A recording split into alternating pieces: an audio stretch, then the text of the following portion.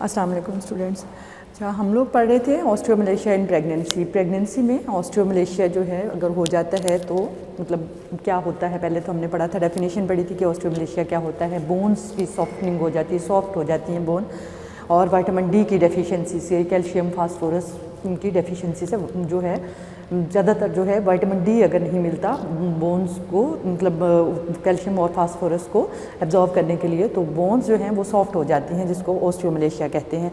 तो कहते हैं कि हमने उसके जो है वो पढ़ लिए थे, काजेज़ पढ़ ली थी और डेफिनेशन पढ़ ली थी। तो आज उसके साइन सिम्टम, डायग्नोसिस और ट्रीटमेंट के बारे में पढ़ेंगे कि क्या है। तो साइन सिम्टम्स क्या हैं इसके।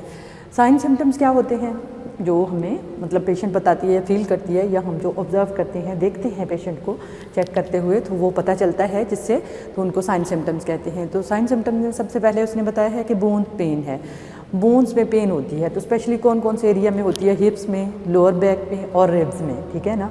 हिप्स में होती है, लोअर बैक पे होती है और रिब्स में यानी पसलियों में पेन जो है वो फील करती है पेशेंट। तो ये एक पहला साइन है। साइन या सिम्टम्स जिसको हम कहते हैं कि पेशेंट को फील होता है, तो हम कहेंगे कि पेशेंट हमें बताती है तो कहेंगे कि ये सिम्टम्स हैं, ठीक है।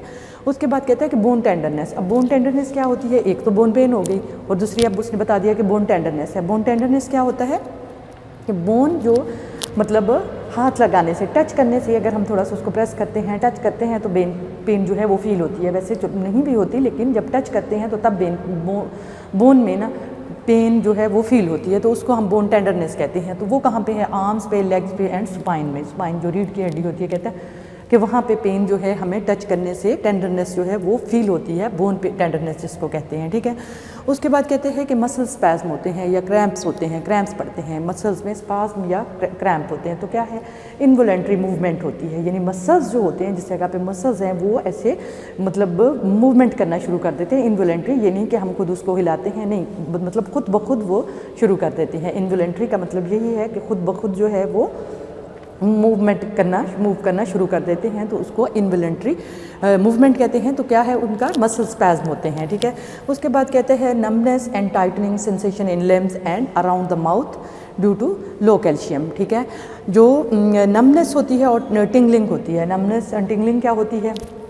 ये ऐसे जैसे सुइयाँ सी चुभती हैं ना, तो मतलब ऐसे फील होता है जैसे मतलब कुछ चुभ रहा है, कुछ इस तरह से फीलिंग्स जो है ना वो आती हैं। तो कहते हैं कि ये माउथ के लिम्स में होता है और माउथ के इर्द गिर्द, हमारे जो मोरल कैविटी है, माउथ है, इसके इर्द गिर्द ऐसे फील होता है जैसे थोड़ा कुछ मतलब कुछ छेड़ रहा है, कुछ सुइयाँ सी चुभ रही हैं, तो इस तरह की सेंसेशन आती हैं। तो ये किसकी वजह से होती है? कैल्शियम की कमी की वजह से होती है।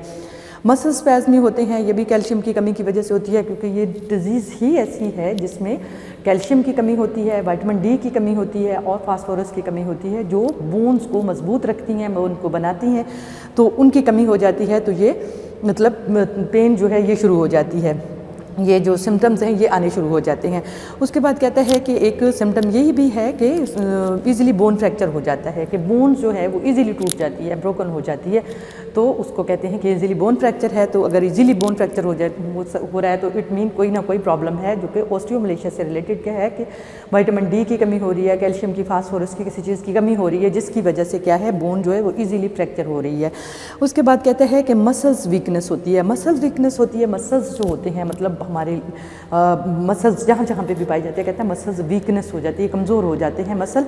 तो क्या होता है उसमें चाल जो होती है वो ठीक नहीं रहती। मतलब बच्चा अगर है तो वो भी, अगर औरत है, मतलब हम तो प्रेग्नेंट वुमेन के बारे में पढ़ रहे हैं, तो अगर उसको हो जाता है तो उसकी जो चलने का चलना होगा ना, मतलब चाल होगी उसकी, वो बदल जाएगी, पहले जैसी नहीं रहेगी। उसमें उसको चलने में तकलीफ़ भी होगी, और दूसरा ये है कि वो मतलब सही तरह से चल नहीं पाएगी, वीकनेस, मसल वीकनेस की वजह से।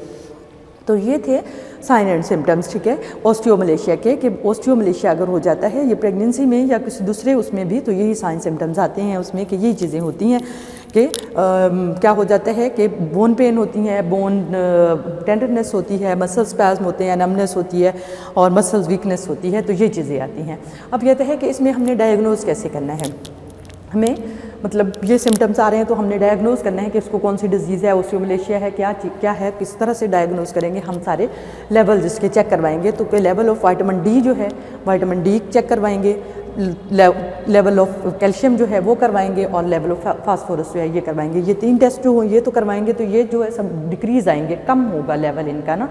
क्या होगा, विटामिन डी भी कम होगा, कैल्शियम भी, फास्फोरस भी कम होगा। तो इट मीन इसका मतलब ये है कि इसको विटामिन डी की भी कमी है, कैल्शियम की, फास्फोरस की कमी है, जिसकी वजह से इसको ये बोन्स की प्रॉब्लम हो रही है। इसके अलावा और भी करवाते हैं टेस्ट। लेवल ऑफ अल्कलाइन फास्फेज है, कहते हैं लेवल ऑफ अल्कलाइन फास्फेज जो होगा वो रेज होगा और पैराथायराइड हार्मोन जो है वो रेज होगा। पैराथायराइड हार्मोन रेज होगा तो इसका मतलब है कि विटामिन डी जो है वो कम हो रहा है, जिसकी वजह से पैराथायराइड हार्मोन जो है वो इंक्रीज हो रहा है।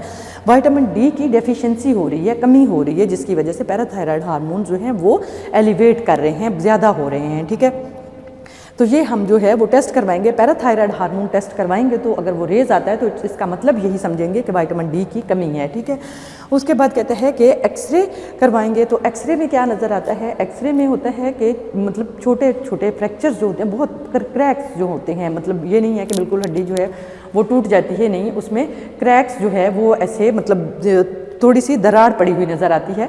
तो एक्सरे से ये हमें पता चलता है। उसके बाद कहते हैं बोन बायोप्सी, बहुत रेयर केसेस में होती है, बोन का छोटा सा पीस लेके तो वो उसके मतलब टेस्ट करवाते हैं। तो कहते हैं कि बहुत रेयर केसेस में होता है, बहुत कम केसेस में ऐसा जो है वो देखने में आता है, आम नहीं करवाते, बस आम विटामिन डी का, कैल्शियम का, फास्फोरस का टेस्ट करवाते हैं और पैराथायराइड हार्मोन करवाते हैं और एक्सरे करवा लेते हैं इस देखने के लिए कि कोई मतलब कोई क्रैक तो नहीं है, बोन जो है वो नहीं हो रही, तो उसमें पता चल जाता है। और बोन बायोप्सी जो है बहुत कम केसेस में होती है। ठीक है, नेक्स्ट जो है ट्रीटमेंट है। ट्रीटमेंट है या मैनेजमेंट जो हमने करनी है वो क्या होगी। मैनेजमेंट, अगर कोई मेडिसिन देते हैं, किसी भी डिजीज़ में मेडिसिन देते हैं, मतलब हमने जितनी भी डिजीज़ पढ़ी हैं, मेडिसिन जो होगी वो अकॉर्डिंग टू डॉक्टर एडवाइस ही होगी। जैसे हमने डायबिटीज़ मेलाइटिस में पढ़ा था कि जो डायबिटीज़ मेलाइटिस में भी ये था कि अकॉर्डिंग टू फिजिशियन, यानी जो फिजिशियन एडवाइस करेगा, इंसुलिन जो थी जैसी भी था वो मतलब doctor according to doctor advice होगा। मीन कि मेडिसिन जो भी हम मेडिसिन